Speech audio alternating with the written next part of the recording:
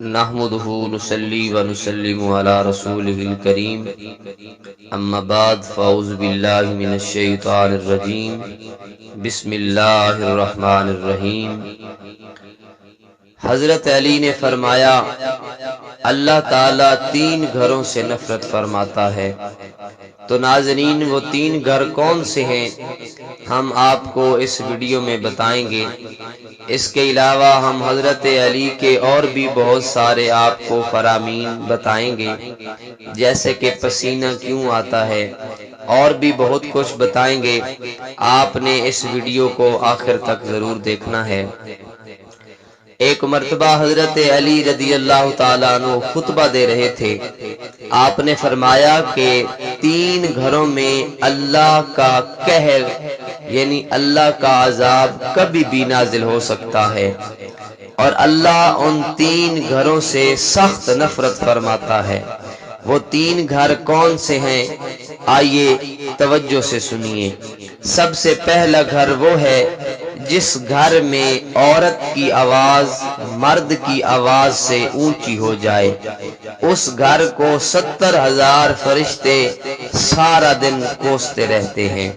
ہماری مائیں بہنیں اس بات کا ضرور خیال رکھیں کہ کبھی بھی اپنے شوہر کی آواز سے اپنی آواز کو اونچا نہ کریں، کیونکہ جس گھر میں یہ ہوتا ہے اس گھر میں فرشتے سارا دن اس گھر کو اور گھر والوں کو کوستے رہتے ہیں، اور کبھی بھی اللہ کا عذاب آ سکتا ہے۔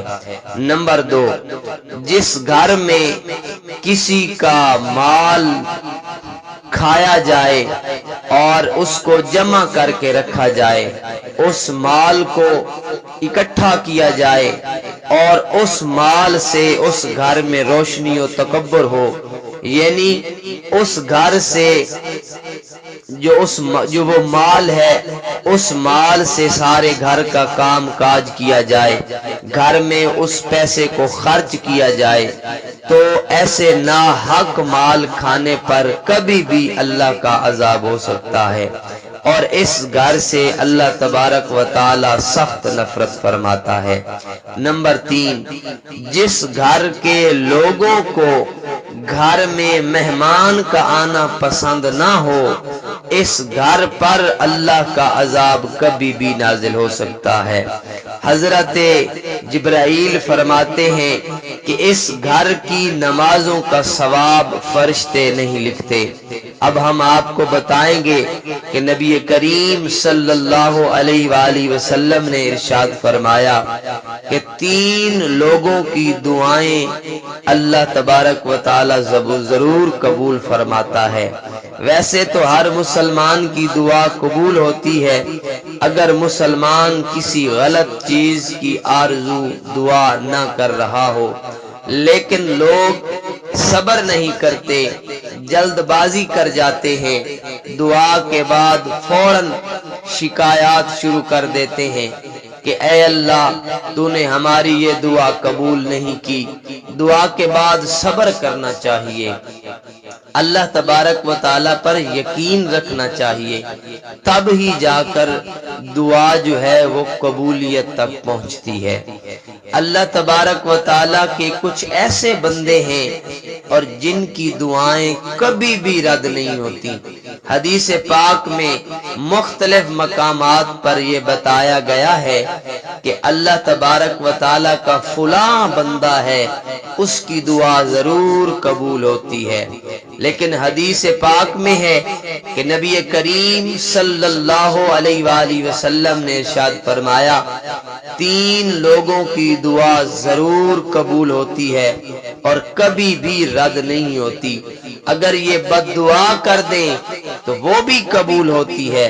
سنن ابن ماجہ کی ایک روایت میں ہے جس میں اس بات کا بیان ہے کہ 3 بندے ایسے ہیں جن کی دعا کی قبولیت میں کوئی شک و شبہ نہیں ہے۔ سب سے پہلا آدمی جو ہے جس کی دعا کبھی رد نہیں ہوتی اور جس کی بد دعا کبھی رد نہیں ہوتی، وہ مظلوم کی دعا ہے۔ اگر وہ دعا یا بد دعا کر دے اللہ فوراً قبول فرماتا ہے۔ اس لیے کسی پر ظلم نہیں کرنا چاہیے۔ ظلم کے موقع پر اگر مظلوم کے منہ پر کچھ نکل گیا اور اللہ نے اس کی بد دعا قبول کر لی تو پھر ظلم کی بہت بڑی سزا ہے، اور اللہ تبارک و تعالی دنیا میں ہی اس ظلم کا مزہ اس ظالم کو چکھا دیتا ہے۔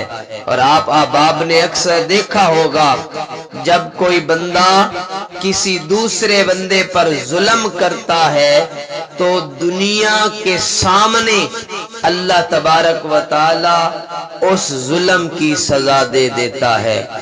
دوسرا شخص جس کی دعا کبھی رد نہیں ہوتی وہ مسافر ہے۔ ایسے اچھے کام کے لیے سفر کرنا، یعنی کہ خاص طور پر دین کے لیے جو احباب سفر کرتے ہیں، ایسے لوگوں سے دعا کرانی چاہیے، ان کی دعا قبول ہوتی ہے اور بد دعا نہیں لینی چاہیے۔ تیسرا شخص جس کی دعا کبھی رد نہیں ہوتی وہ ہستی باپ کی ہستی ہے کہ باپ کی اولاد کے حق میں جو دعا ہے وہ کبھی بھی رد نہیں ہوتی۔ باپ کی دعا کا خصوصاً ذکر کیا گیا ہے کہ باپ کی اولاد کے لیے دعا کبھی رد نہیں ہوتی۔ اب ہم آپ کو بتائیں گے کہ حضرت علی نے فرمایا کہ انسان کو پسینہ کیوں آتا ہے۔ حضرت علی رضی اللہ تعالی عنہ کی خدمت میں ایک شخص آیا۔ آپ کی خدمت میں جب شخص آیا تو عرض کرتا ہے کہ یا علی، میں امیر آدمی ہوں، میرے پاس کافی زیادہ دولت ہے، میں اچھا کھاتا ہوں، اچھا پیتا ہوں، لیکن میں ہمیشہ بیمار رہتا ہوں، میرے وجود سے یہ بیماری جانے کا نام ہی نہیں لیتی۔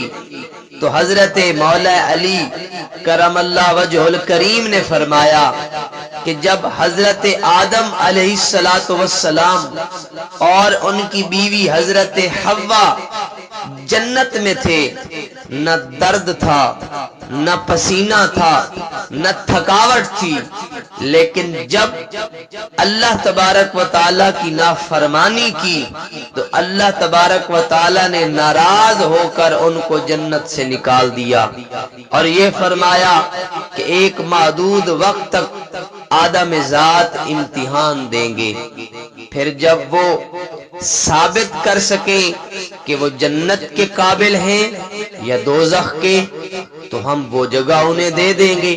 حضرت حوا سے کہا کہ تو درد سے بچے جنے گی تاکہ آنے والے انسانوں کو سمجھ آ جائے کہ زندگی کا اصل نام جو ہے وہ امتحان ہے۔ اور حضرت آدم علیہ السلام سے فرمایا کہ تو اپنے پسینے کی کھائے گا، جو غذا انسان کو بیمار کرتی ہے اللہ کے حکم سے پسینہ نکلنے سے وہ بیماری ختم ہو جاتی ہے۔ اور مولا علی فرماتے ہیں کہ اے شخص، تمہارے پاس بہت دولت ہے، تم کھانا کھاتے ہو لیکن اپنا پسینہ نہیں نکالتے، تم محنت نہیں کرتے۔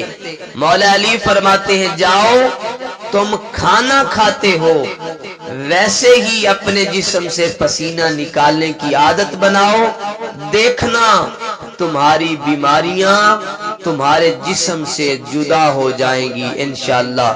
مزید ویڈیو کی اپڈیٹ حاصل کرنے کے لیے ہمارے چینل اسلامک ٹی وی 778 کو سبسکرائب کریں اور گھنٹی پر کلک کر دیں۔ جزاک اللہ۔